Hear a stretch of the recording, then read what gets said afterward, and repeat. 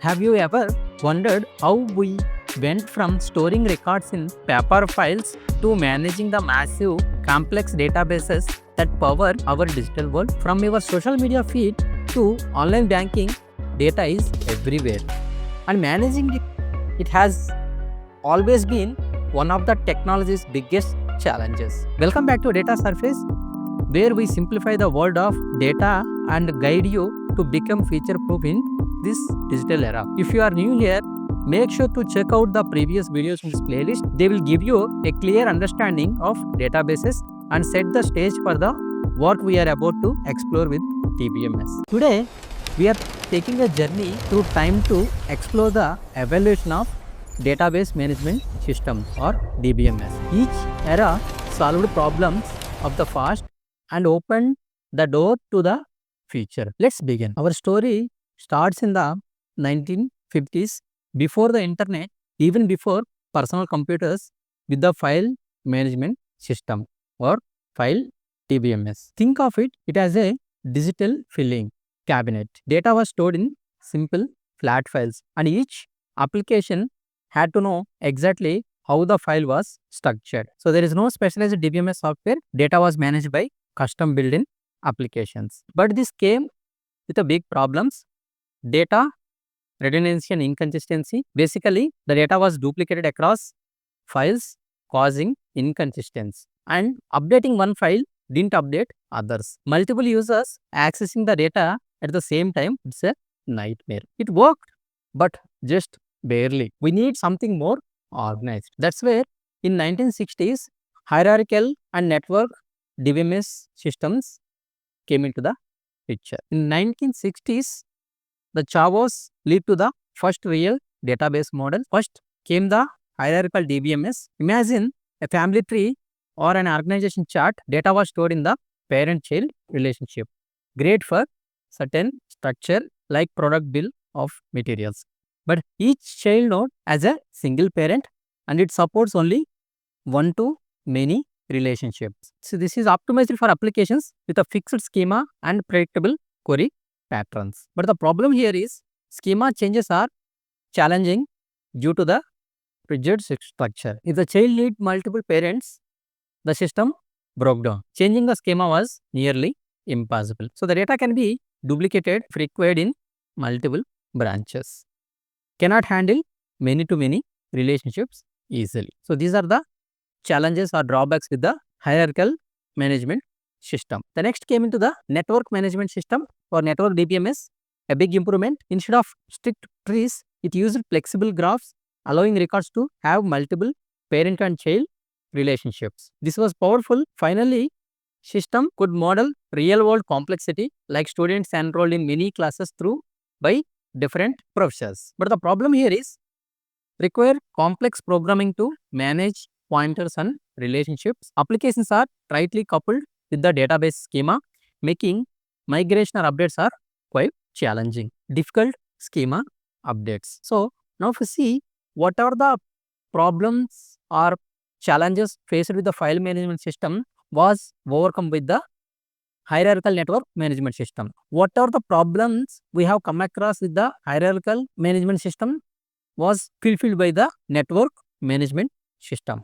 Now, still in the network management system also, there are certain challenges are there as we discussed it just now. So now if you see quick comparison between hierarchical and network DBMS, so the relationship is in hierarchical one to many, whereas a network many to many, and hierarchical predefined paths and network is a flexible navigation. It is a structure is little bit tricky in hierarchical, where a network is more flexible and data redundancy is more higher in hierarchical compared to the network, and the complexity is simple in hierarchical. In network it is little bit complex. So that's where the game changer came into the picture is RDBMS or Era RDBMS systems in the 1970s. So here the data was stored in the tables like a rows and columns linked with the keys, simple, structured and intuitive. It also introduced SQL, structured query language, the universal way to talk to databases. For the first time, you could query data without worrying about how it was stored. So this is a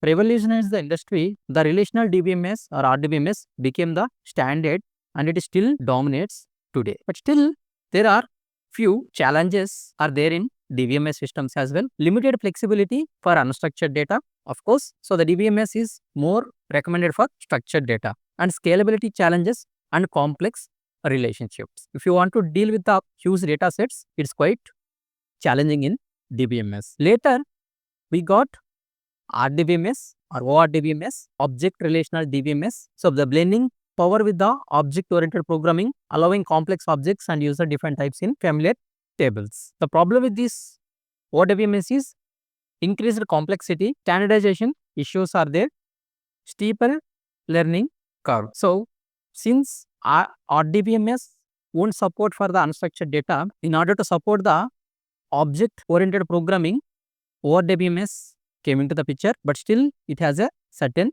challenges or limitations as we discussed. Then fast forward to the 2000s, the internet exploded, data was increased like anything, social media, sensors, websites, all generating massive unstructured data, entered to the NoSQL era. So short for not only SQL, these databases were built for speed, scalability and flexibility. They came in many forms, documented databases like MongoDB, key value stores like Redis, column and graph databases for specialized use cases. NoSQL traded some strict consistency for performance and ability to handle dynamic schema-less data, perfect for the big data era. Now the problem is with the NoSQL databases is lack of ACID transactions and limited query capabilities, maturity. So like this NoSQL databases is basically, it is a flexible and it will give maximum throughput compared to the SQL databases. In NoSQL databases, you can change the schema dynamically. What it means, if you want to store the data in database, basically first you need to define the table structure in database management systems like Oracle and all. But whereas in NoSQL, you don't need to define the particular table structure upfront. Dynamically, you can insert the data. It's like in one folder, you can put all our audio, video, images, everything, right? Similarly, you can store all unstructured data in these NoSQL databases. Then the next big shift came in the 2010s with the rise of cloud-based DBMS. Instead of managing hardware and complex setups, companies could now use database as a service from provider like AWS, Google and Microsoft. Scalability, high availability, cost efficiency and can be managed as a services. In minutes, you could spin up a global distributed database. Of course, this introduces new challenges, vendor lock-in, data security, privacy, but the convenience and power were undeniable. So there you have it, the evaluation of DBMS. 1950s, file management systems or file DBMS, and 1970s, the relational database management systems, and 2000, NoSQL for big data, and 2010, cloud-based databases came into the gameplay. Like if you see each phase, it didn't completely erase the past. It is built on top of the past one. And the journey isn't over. With AI, distributed computing and edge devices, the next decade promises exciting new chapters in the database history. So that's all about briefly about the evaluation of DBMS. Thanks for joining me on this journey. If you found this breakdown of DBMS history useful, hit like, subscribe and ring the notification bell for more deep dives into the data and technology. See you in the next video. Thank you.